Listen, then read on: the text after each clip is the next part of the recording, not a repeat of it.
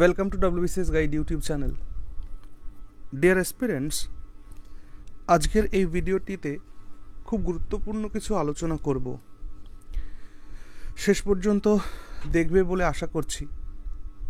তো video thumbnail and title দেখে বুঝেই গেছো যে আমি এখানে একটা প্রশ্ন করেছি যে WBCS অফিসার হওয়ার এটাই শেষ সুযোগ নয় তো? কারণ আমরা জানি যে 2025 থেকে WBCS হয়ে যাচ্ছে ডেসক্রিপটিভ মোডে, তাই না? তো 2024-এর এই যে WBCS পরীক্ষা এটাই হবে হচ্ছে MCQs মোডে লাস্ট। তো সেই ক্ষেত্রে আমি একটা ভিডিও তোমাদের করেছিলাম যেখানে আমি আলোচনা করেছিলাম যে ডেসক্রিপটিভ মোড হলে কেমন হবে, কি প্রশ্ন আসবে, যাবতীয় সম্পর্কে সেটা করা আছে। তো এই ভিডিও ডেসক্রিপশানে আমি সেই ভিডিওর লিঙ্কটা দিয়ে দেবো, সেখান থেকে দেখে নিতে পারবে।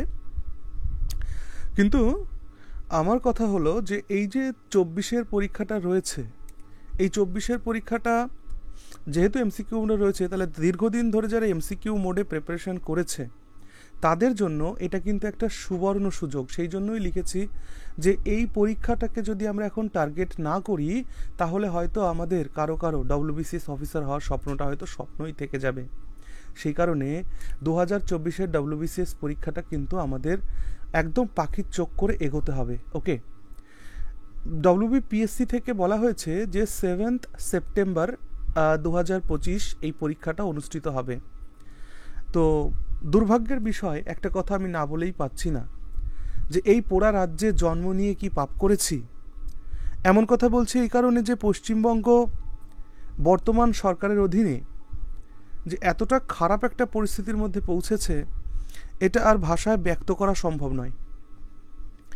কয়েকটা জেনারেশন ধ্বংস হয়ে যাওয়ার মুখে, আর গোটা দুটো জেনারেশন তো ধ্বংস হয়ে গেছে অলরেডি।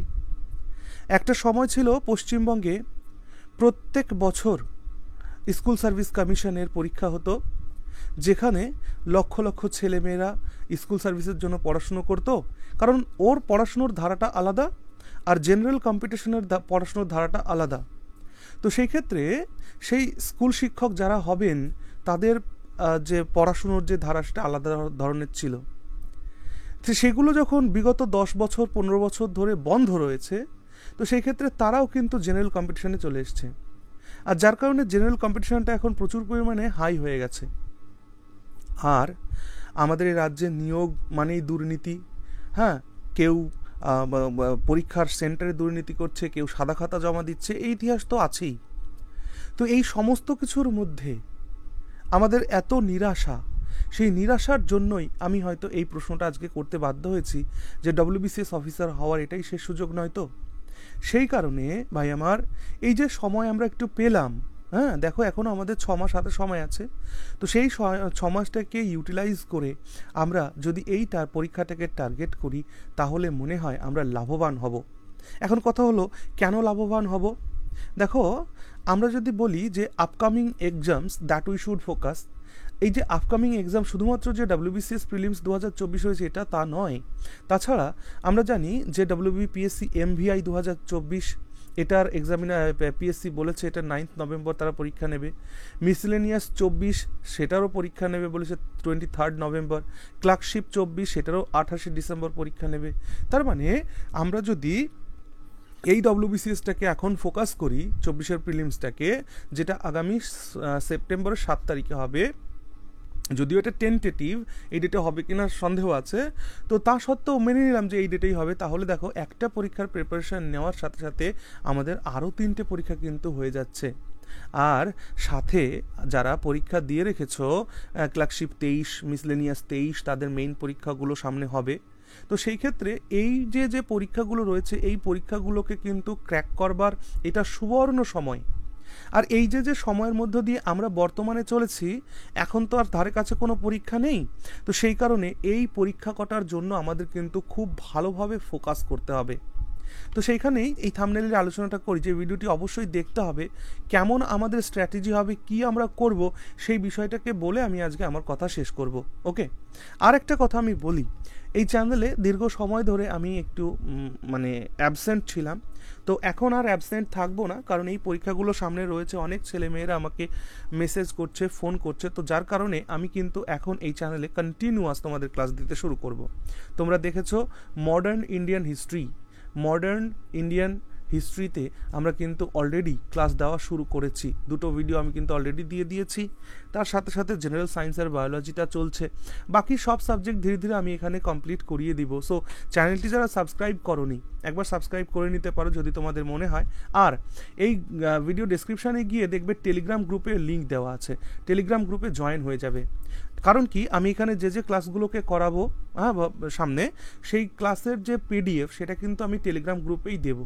ওকে, সো আগে তোমাদের এখান থেকে ক্লাসের পিডিএফ নিতে গেলে তোমাদের কিছু টাকা পে করতে হতো, এখন আর সেটা থাকবে না, আমি টেলিগ্রাম গ্রুপে দিয়ে দেবো। এই জন্য আমি তোমাদের বলছি টেলিগ্রাম গ্রুপটাকে জয়েন করে নাও। ওকে, এবার আসো এইটুকুন আলোচনা করি যে এটাই যেহেতু প্রশ্ন দিয়ে শুরু করেছিলাম যে এটাই শেষ সুযোগ নয় তো WBCS অফিসার হওয়ার, তো এখন করণীয় কি এটা আমাদের মাথায় রাখতে হবে।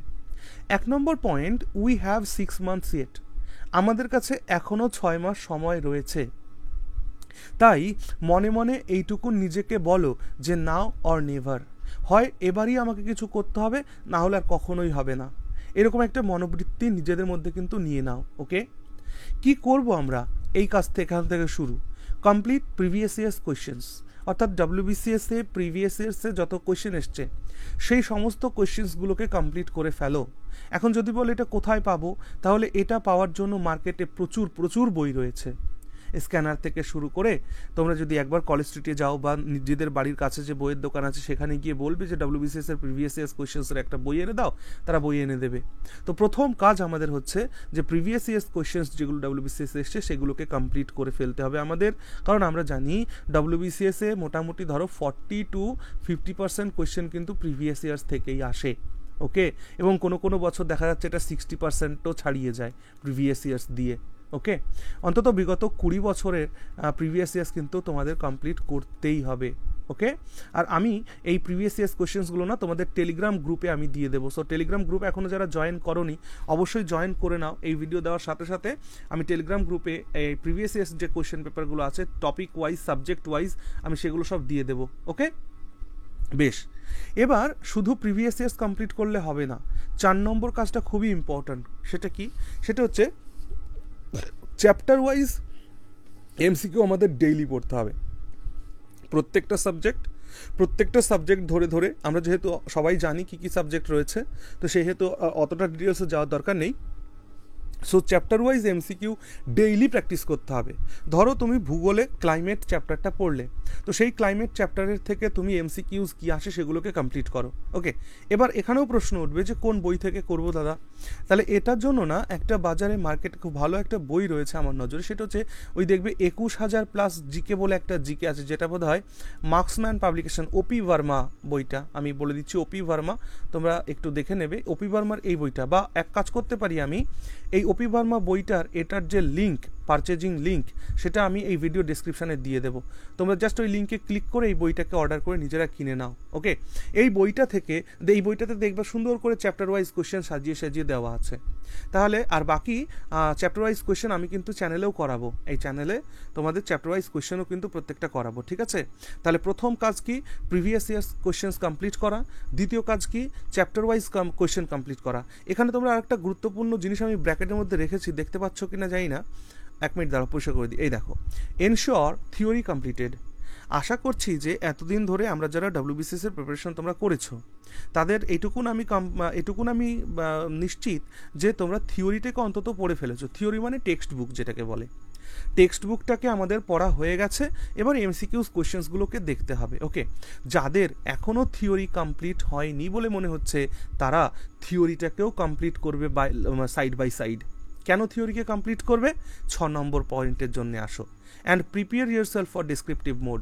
কারণ এবছর শেষ সুযোগ নয় বললাম তো আমি, কিন্তু এবছরেই যে চাকরি হবে এমন কথা নয়। হয়তো আমাদের পরীক্ষার হলে আমরা মনে করো ভালো প্রিপারেশন নিয়েছি, ভালো প্রস্তুতি নিয়েছি, কিন্তু পরীক্ষার হলে গিয়ে আমি কোনো একটা কোয়েশ্চেন উত্তর করতে পারলাম না, বা ভুল হলো, বা কিছু একটা হলো, এবছর আমার হলো না। তার মানে কি এইখানেই যুদ্ধ থেমে যাবে? না ভাই, জীবনে যতদিন যুদ্ধ আছে ততদিন তুমি জীবিত। যুদ্ধ সেদিনই শেষ হবে যেদিন তুমি মরে যাবে। ওকে, তার মানে একটা মানুষের মরার আগে পর্যন্ত তার জীবনে যুদ্ধ চলতেই থাকে। সো আমরা সেই যুদ্ধের বড় বড় সৈনিক, প্রত্যেকে বলছি। এগুলো একটু মোটিভেশনাল টক হচ্ছে, অবশ্যই মোটিভেশনাল টকসের দরকার আছে। ওকে, একদম সেলফ প্রিপারেশন ছাড়া মনে রাখবে কোনো কোচিং সেন্টার, কেউ কোনো দিন তোমাকে ডব্লিউবিসিএস অফিসার বানাতে পারবে না। ডব্লিউবিসিএস নয়, যে কোনো চাকরিজীবী তোমাকে বানাতে পারবে না। শুধুমাত্র নিজের থেকে নিজে যদি ভাবো যে হ্যাঁ আমার দ্বারাই হবে, আমিই করব। সেলফ স্টাডি, দেখো ভাই, self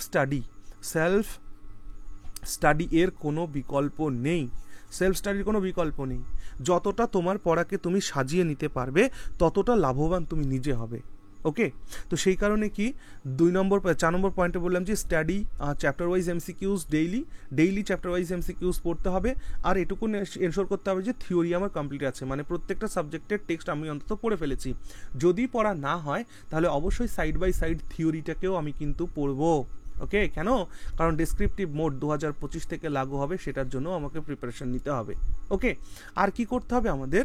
give full mock twice a month, এবং মাসে এখন আপাতত 3-4 মাস কি করবে, প্রত্যেক মাসে 2টো করে ফুল মক টেস্ট দেবে। 2টো করে ফুল মক টেস্ট, বেশি দেওয়ার দরকার নেই, মাসে 2টো, 15 দিনের মাথায় একটা করে মক টেস্ট দেবে। এটা দিলে না নিজের পড়াশোনাটা কতদূর এগোচ্ছে তোমরা নিজেরা জাজ করতে পারবে। অন্তত আগামী 2 মাস এটা করতে হবে। ওকে, তারপর গিয়ে আমি আবার বলবো কি করতে হবে না করতে হবে। ওকে, আর লাস্ট একটা কথা বলে শেষ করি, remember you can win the race. Okay, তুমি পারবে ভাই। যে ভিডিওটি শুনছো, আমার কথা শুনছো, অবশ্যই পারবে। হাল ছেড়ো না বন্ধু, কণ্ঠস্বর জড়বে। কে একটা গান আছে না, সুন্দর লাগে আমার, যদি ভুলে গেছি কথাগুলো। তো এটাই বলে শেষ করছি যে এই সুযোগটাকে আমরা আর হারানোর চেষ্টা করব না। সামনের যে পরীক্ষাগুলো আসছে, এই পরীক্ষাগুলোকে আমরা আমাদের একদম পাখির চোখ করে এগোই, কিছু না কিছু একটা এখান থেকে হবে। ওকে, সকলের জন্য অনেক অনেক শুভকামনা, এবং সামনে দোল পূর্ণিমা আসছে, দোল পূর্ণিমার অনেক অনেক শুভেচ্ছা জানিয়ে আজকের কথা শেষ করছি। ওকে।